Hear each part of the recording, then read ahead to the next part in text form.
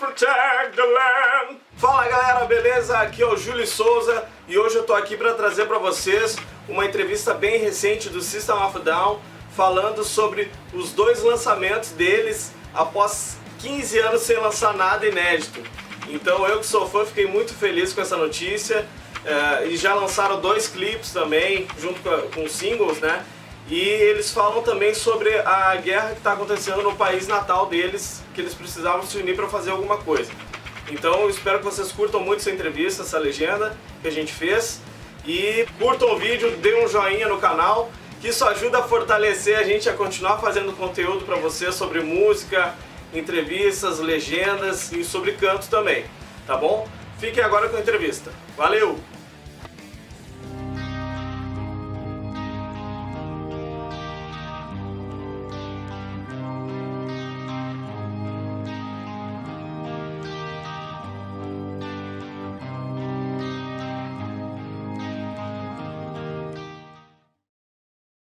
We had a group text and John started it, said we got to do something, but I think we all felt it. The combined forces of Azerbaijan and Turkey attacked the Republic of Nagorno-Karabakh, which we call ARTSAKH in Armenian. A lot of Armenian Americans around the world were gathered doing what we can to raise funds, to spread the message, to, speak to people of influence so that everyone can speak out and call for this injustice to end and for the war to end so that we can move on. I think I wrote it because there was another song I had written with Scars called Lives, and we were raising money for first aid kits for the soldiers who were fighting in Artsakh, and they told me that a lot of these soldiers would die bleeding out, and if they had right amount of first aid kits, it would prevent a lot of people from dying, And so that's how they kind of came into my head.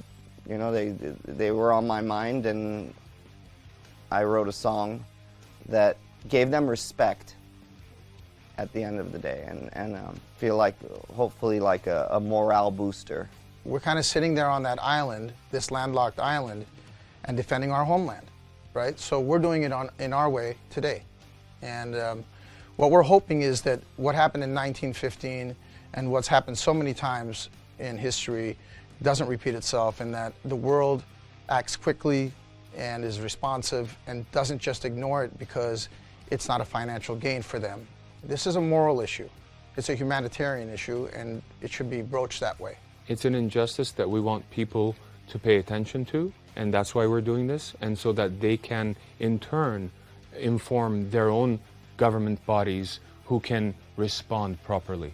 We're living in a democracy. A lot of people listening to us might be are probably living in a democracy.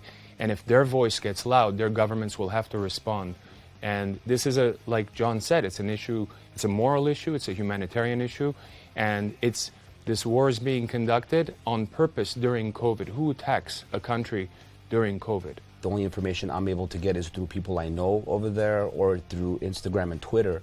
And that's even messed up because the Azeris and the Turkish government have hired lobbyists. They have social media companies, bots. Anytime you throw a hashtag Artsakh anything, all these bots start hitting, and that's why a lot of celebrities who got into this and actually wanted to back us, Nas, Justin Bieber, I think Elton John, Cardi B, they all pulled back because they were afraid, because there were death threats. I get death threats in my DMs, and it's insane that they're doing this, and it's okay. You try to report them, and you get back. I report them. You know what I get back a few times? That doesn't go beyond our, guidelines. Like, that's okay. Between Azerbaijan and Turkey, you're talking about two dictatorships. Yeah. And there's a lot of disinformation and silencing of voices within their own countries. These are not countries where you have the freedoms that we have in the Western world and a lot of other places. These are countries where if you don't agree with the government, there are consequences that you're going to pay for those different thoughts. Of course, Armenia is a modern, progressive democracy, and Azerbaijan is a petro-oligarchic, corrupt dictatorship. So part of the reason of the war is for the Aliyev regime family, I should say, to hang on to their power. Same with Erdogan. That's the difference. We're protecting our lands. We're protecting our culture. We're protecting our nation. These guys are just fighting. Half of them are mercenaries from Syria. Half of them are jihadist ISIS members. This is what it's turning into a holy war. It was never that. First of all, when you're defending your nation, you do it with joy in your heart. And when you're not the aggressor and you know that you're in the right, you fight with more strength. And that's why they get their asses kicked every chance they get. And if it isn't for drones and Turkey, they wouldn't stand a chance. I'm born there. I have a lot of family there. The youngins are all in the front lines. We're sitting there every morning. I wake up hoping there's not a text from my mother saying this person's gone. The only time I've been to Armenia is when we played there. But when we were arriving, I could feel the energy of like my grandmother, my grandfather, and like, you know, and I felt that, and I was like emotional. I was like next to one of our security people, and I was like trying not to show him I was getting emotional, you know. I remember that. I'll never forget that. And that was, I had never been there yet. So I'm not sure having people there or not is a big difference for Armenians that are not there. Agreed. You know what I'm saying? Agreed. Freedom of speech is not something that is enjoyed by everyone, but it is enjoyed here. So part of that responsibility with freedom of speech is getting the truth out there whenever possible. It's kind of like us against the world at this moment because they're not speaking about it, and we need to raise awareness. So if you're non-Armenian, you need to speak about it if you believe in it, you know, because it's tough. As System of a Down, this has been an incredible occasion for us to come together and put everything aside and you know, and speak out for our nation as one, as 4 Armenian guys.